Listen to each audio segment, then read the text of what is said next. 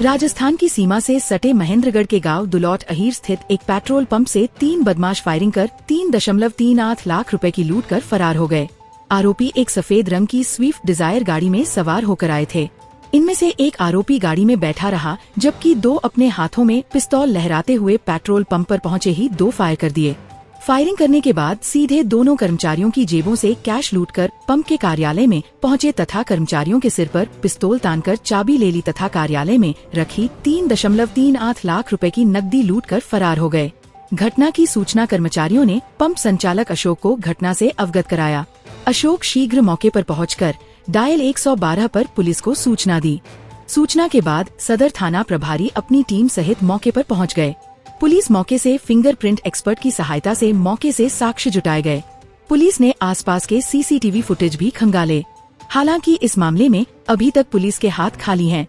आते ही हवा में फायर किए, कर्मचारी को भी मारा थप्पड़। पंप संचालक अशोक कुमार ने बताया कि 3 आरोपी शाम 7:05 पर हाथों में पिस्तौल लहराते हुए पंप परिसर में घुसे। 2 फायर कर कर्मचारियों को डराकर उनकी जेब में रखा कैश छीन लिया। इसके बाद आरोपियों से 2 कार्यालय में घुस गए तथा कर्मचारियों के सिर पर पिस्तौल तानकर अलमारी की चाबी छीन ली। अलमारी में रखा करीब 3.38 लाख रुपए का कैश लूटकर आरोपी राजस्थान की ओर भाग गए। गांव दुलौट अहीर के सरपंच देवेंद्र ने बताया कि 1 माह पहले ही राजस्थान बॉर्डर पर लगा पुलिस नाका हटा लिया गया था। यह नाका हटते ही इस प्रकार की बड़ी वारदात होने लगी है। उनकी मांग की है कि यह नाका पुनः शुरू किया जाए। राजस्थान हरियाणा की सीमाएं होने के कारण अपराधी यहां वारदात को अंजाम देकर राजस्थान की ओर फरार हो जाते हैं। सरपंच साहब, जिस तरह से गांव में पेट्रोल पर जो लूट की वारदात हुई जी, इसको लेके क्या कहेंगे? इसको लेकर सर ये कहेंगे, सबसे पहले हमारे वहाँ कोरोना टाइम से नाका लगा हुआ था। 1 महीने पहले ही नाके को हटा लिया गया था। 1 महीना हुआ भी नहीं था तभी कल ये वारदात होगी। हमारी सबसे प्रमुख मांग यही नाका लगाया जाए, पुलिस चौकी खोली जाए। जो राजस्थान बॉर्डर का एरिया है वहाँ पर लगभग चोरी चकारी की बहुत ज्यादा घटनाएं होती है। तो हमें ये मांग है प्रशासन से नाका लगवाया जाए और पुलिस चौकी खोली जाए, और जिन्होंने जो काम किया उनको जल्द से जल्द गिरफ्तार करें, सख्त कार्रवाई करें उनके खिलाफ। क्योंकि जिस तरह से देखा जाता है, कई बार वारदात करके जो अपराधी हैं राजस्थान में भाग जाते हैं। बिल्कुल भागते जी। अभी आपने पीछे देखे भी होंगे, जितने भी मुक्त में सभी राजस्थान की तरफ गए हैं। जितने भी जो भी करता है सभी राजस्थान की तरफ जाते हैं।